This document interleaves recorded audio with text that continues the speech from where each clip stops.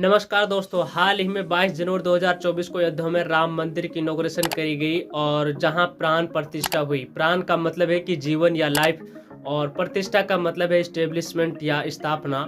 ये वो सेरेमनी जहां मूर्ति को मंदिर के अंदर इंस्टॉल किया जाता है और इसे एक सेरेमनी के पिछले कई हफ्तों से अखबारों में, मीडिया में चौबीसों घंटों में चर्चा हुई है और कई कंट्रोवर्सी यहाँ उठी है। कुछ पॉलिटिकल पार्टीज ने और 4 मेन शंकराचार्य ने इस इवेंट को अटेंड नहीं किया। आइए समझते हैं इन चीज़ों को, लेकिन साथ ही साथ में इन मौक़ों का इस्तेमाल करना चाहूँगा इस वीडियो में कि राम की क्वालिटीज़ को डिस्कस करने के लिए, क्योंकि राम का नाम लेना तो बहुत आसान काम है, लेकिन श्री राम को वैल्यूज़ प्रिंसिपल से भी सीखना और उन्हें अपने ऊपर अप्लाई करना बहुत मुश्किल है। आइए जानते हैं आज की इस वीडियो में। आज रामलला अपने मंदिर पहुंच गए हैं। ये ऐसा पल है जिसे देश और दुनिया ने देखा। रामलला की आंखों को देख आज देश और दुनिया में बैठे सभी हिंदुओं की आंखें भर आई। ये तस्वीरें रोंगटे खड़े करने वाली हैं। आप रामलला की मूर्ति को देखिए, इससे शानदार तस्वीर और क्या हो सकती है। सदियों के इंतजार के बाद ये तस्वीरें देखने को मिली हैं और इन तस्वीरों को सदियों तक याद भी रखा जाएगा। लेकिन आज कुछ ऐसी तस्वीरें भी दिखाएंगे जो आपको हैरान कर देंगी। इस वक्त अयोध्या में रामलला को देखने के लिए देश और दुनिया के कई ताकतवर लोग पहुंचे हैं। पीएम मोदी, सीएम योगी, मोहन भागवत के अलावा सचिन तेंदुलकर, अमिताभ बच्चन, मुकेश अंबानी, रजनीकांत, चिरंजीवी, सोनू निगम और शंकर महादेवन जैसी कई हस्तियां पहुंच। सबसे पहले मैं श्री राम की क्वालिटीज़ के बारे में बताना चाहूँगा कि कैसे आपकी ज़िंदगी बदल सकती है और इससे फ़र्क नहीं पड़ता कि ज़िंदगी चाहे आप हिंदू हो या मुस्लिम हो, सिख, ईसाई हो, कुछ भी हो।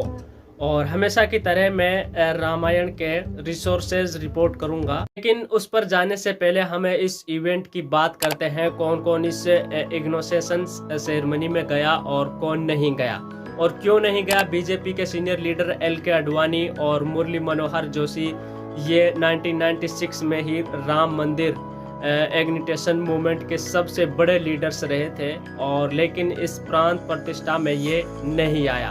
राम टेम्पल ट्रस्ट सोर्सेज से लिटरली रिपोर्टर्स को बताया कि इनकी एज को कंसीडर करते हुए इनकी उम्र को देखते हुए कहा गया कि ये ना आए इस इवेंट में। लेकिन दूसरी तरफ बॉलीवुड सेलिब्रिटीज कैटरीना कैफ, रोहित शेट्टी और रणबीर कपूर और आलिया भट्ट इन सब को स्पेशल इनविटेशन दी गई। पॉलिटिकल पार्टीज में कईयों को इनविटेशन मिला था और लेकिन कईयों को रिजेक्ट किया और इस इनविटेशन को अलग अलग कारणों की वजह से, जैसे कि CPI के जनरल सेक्रेटरी और सीताराम येचुरी ने कहा था कि रिलीजन का पर्सनल मैटर होता है और इन्होंने कहा कि इंडियन कॉन्स्टिट्यूशन और सुप्रीम कोर्ट ने क्लियरली कह रखा है कि सरकार किसी एक पार्टिकुलर रिलीजन से अलग नहीं हो सकती।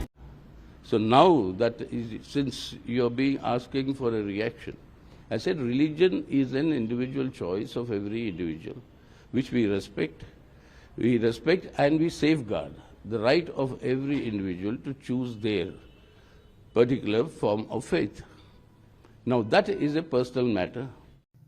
तो सेकुलरिज्म के बेसिस पे इन्होंने इस इनविटेशन को रिजेक्ट किया और शिवसेना के उद्धव ठाकरे, जिन्हें इवेंट्स में सिर्फ 2 दिन पहले इनविटेशन मिला और वो भी स्पीड पोस्ट के जरिए, और इन्होंने इसे रिजेक्ट किया। और उनकी पार्टी मेंबर संजय रावत ने कहा कि बीजेपी राम को वर्शिप करती है लेकिन राजा रावण की तरह करती है। उन्होंने कहा कि वो अयोध्या जाते रहते हैं और आगे भी जाएंगे, लेकिन 22 जनवरी के इस दिन नासिक में काला धाम मंदिर गए और वो मंदिर जहां माना जाता है कि भगवान राम, लक्ष्मण और सीता जी अपने एक्सिकल के दौरान उतरे। और कांग्रेस पार्टी के लीडर्स को इनविटेशन किया गया, लेकिन उन्होंने इस इनविटेशन को रिजेक्ट किया, यह कहकर कि मंदिर अभी आधा बना है और इसकी इनॉग्रेशन करी जा रही है। और इनका मेन कारण था कि इस इनविटेशन को रिजेक्ट करने के पीछे कि बीजेपी पूरे इवेंट को पॉलिटिसाइज कर रही है और राम के नाम पर चुनावी राजनीति हो रही है।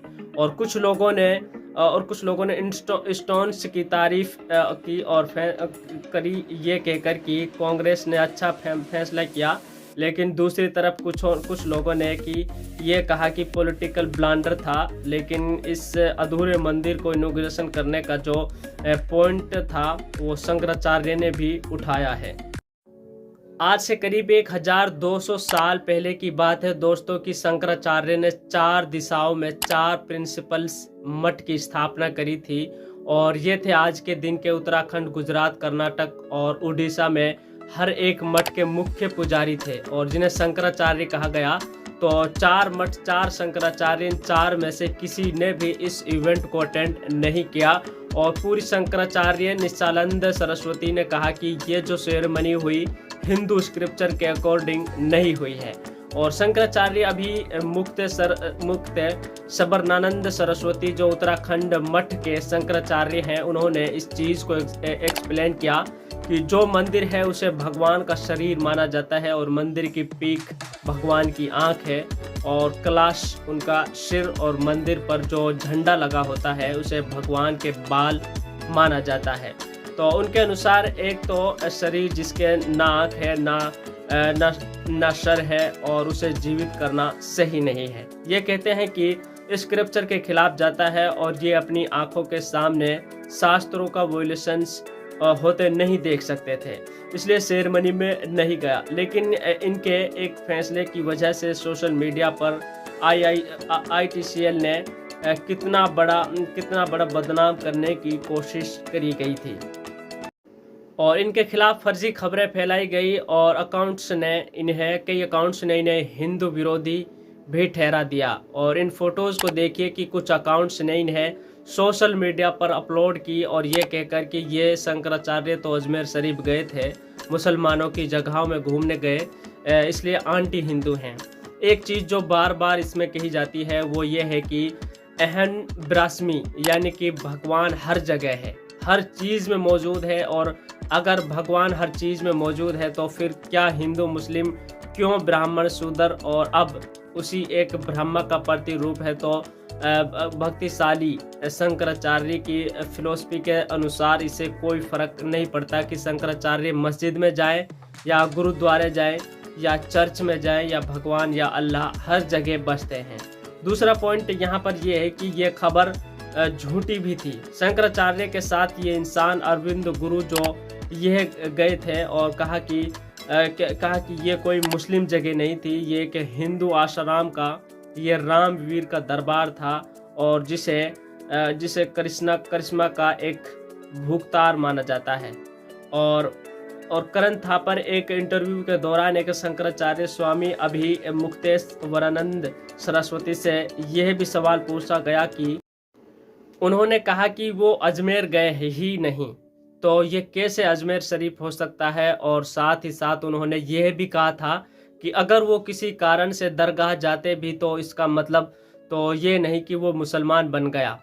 IT सेलर और गोदी मीडिया वालों ने तो प्रधानमंत्री मोदी को इन शंकराचार्यों से भी बड़ा हिंदू घोषित कर दिया है। कुछ तो उन्हें विष्णु का अवतार भी कहते हैं, लेकिन प्रधानमंत्री मोदी तो दरगाह गए हैं, क्या वो मुसलमान बन गए। ये करके एक दूसरी फर्जी खबर फैलाई गई कि शंकराचार्य को बदनाम करने के लिए कि उन्होंने 5 लाख रुपए लिए थे कि इस इनॉग्रेशन के इनविटेशन को रिजेक्ट करने के लिए। और इस खबर में ना कोई शेर या ना कोई सर, ना कोई पैर, ना कोई सबूत। इस बात को देखकर शंकराचार्य खुद हैरान थे और आखिर ऐसी फर्जी खबर बिना कोई सबूत के क्यों चलाएगा।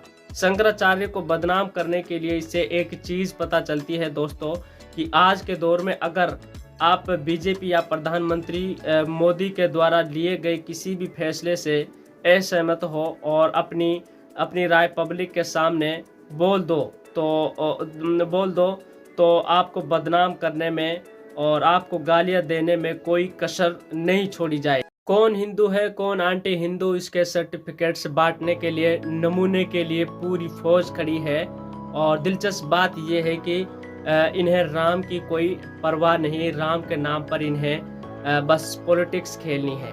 राम के उसूलों के बारे में कुछ पूछ लो तो इनके पास कोई जानकारी नहीं कि लिंग्विस्ट और हिस्टोरियंस बड़े राजाओं के नाम के पीछे ग्रेट का स्पेक्स लगाते हैं, क्योंकि उन्होंने कोई बड़ी टेरिटरी को किनकर किया, जैसे कि अलेक्जेंडर राजा को अलेक्जेंडर द ग्रेट कहा जाता है, और हम इसे बिना सोचे समझे एक्सेप्ट भी कर लेते हैं।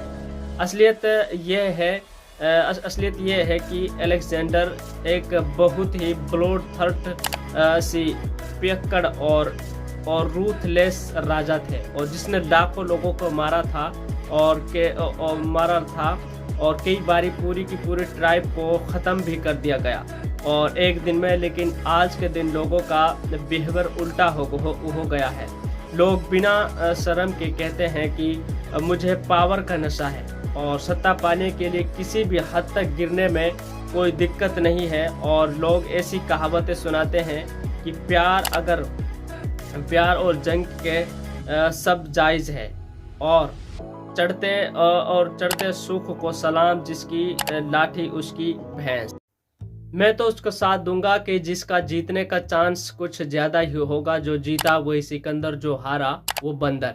इन सभी कहावतों में पावर सत्ता को इतना ऊपर चढ़ाया जा रहा है, लेकिन मैं चाहता हूँ कि अपना नज़रिया बदलो, खुद ही सोच कर देखो कि कौन यहाँ विजेता होगा।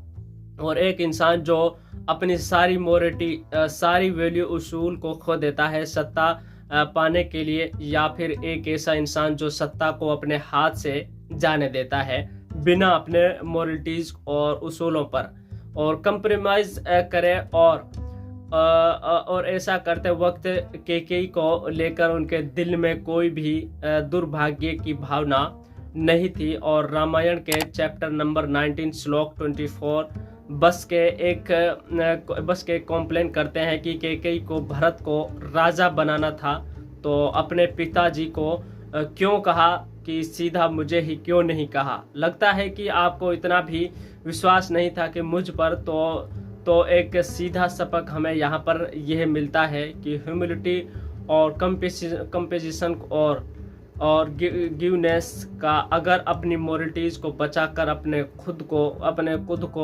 खोया तो क्या खोया, और अगर अपने मोरलिटीज़ को त्याग कर आपने कुछ पाया तो क्या पाया।